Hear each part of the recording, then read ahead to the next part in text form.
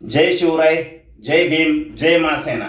आज मी समोर येण्याचं कारण 4-8 दिवसापूर्वी आपण एक न्यूज पाहिली असाल.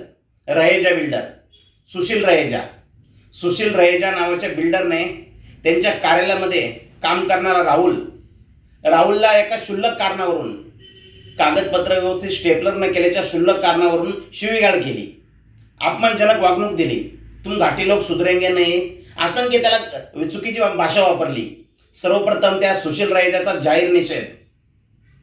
एक गोष्ट समजत नाही, तुम्ही या महाराष्ट्रामध्ये उद्योगधंद्यासाठी येता, कमावण्यासाठी येता. इथल्या मराठी माणसाची, या महाराष्ट्राची तुम्ही इज्जत का करत नाही? येथील मराठी माणसाला डिवचण्याचा चुकूनही प्रयत्न करू नये. कामधंदा करण्यासाठी आला, उद्योगासाठी आला, उद्योगच करा. पोलीस प्रशासनाला विनंती आहे, या सुशील रहेजावरती कायदेशीर कारवाई करण्यात यावी, त्याला अटक करण्यात यावी.